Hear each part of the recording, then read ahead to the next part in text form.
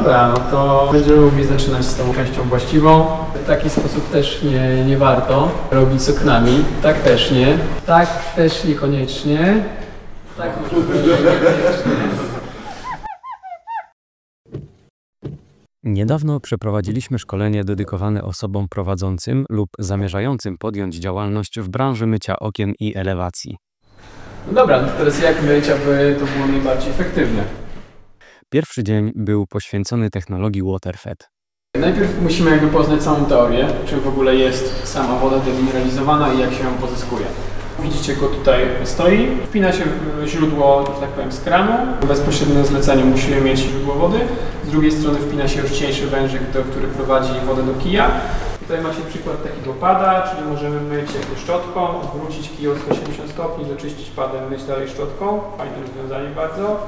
Generalnie kij WaterFed możecie na przykład wykorzystać do mycia ciśnieniowego. I tu jest przykład takiego kija, który jest przerobiony na po prostu możecie go podpiąć do myjki ciśnieniowej.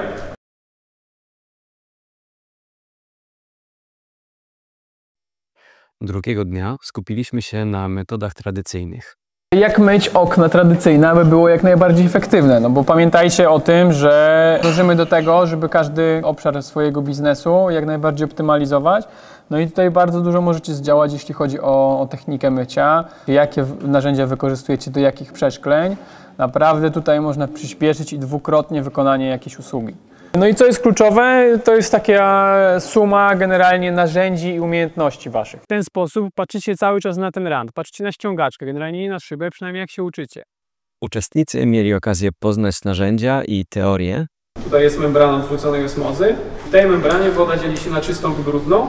Fajnie, interaktywnie jest, super. Tutaj jeszcze przykład innego systemu.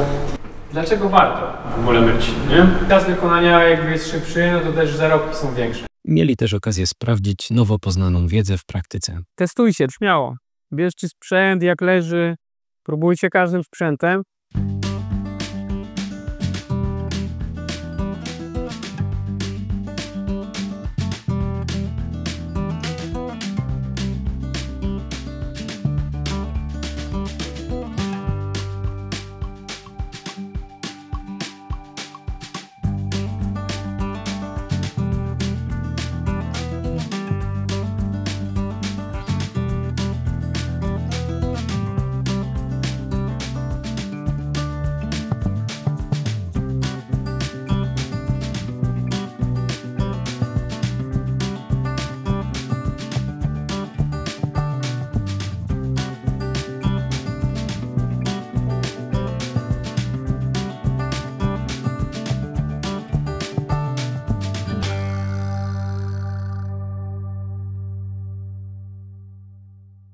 Uczestnicy szkolenia dostali też pigułę wiedzy o prowadzeniu biznesu, czyli o zarządzaniu, administracji, strategii marketingu, prospektingu, sprzedaży, wycenach, obsłudze klienta, realizacji usług, zaopatrzeniu, księgowości, finansach, kwestiach prawnych, windykacji, obszarze HR i rekrutacji.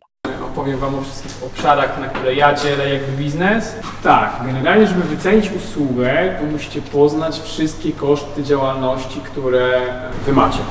Co chcesz osiągnąć w tym roku konkretnie? Nie wiem, jaki przychód, jaka ilość klientów, jakaś konkretna może ilość zleceń, jakiś typ zleceń, który chcecie, nie wiem, pozyskać, albo jakichś konkretnych klientów macie na tapecie, że do tych firm chcecie uderzyć. To warto sobie wyznaczyć, zrobić sobie, nie wiem, jest środek roku czy początek roku, spisać sobie te cele. Opinie są jednoznaczne. Było warto. Chcesz wziąć udział w podobnym szkoleniu? Daj znać w komentarzu.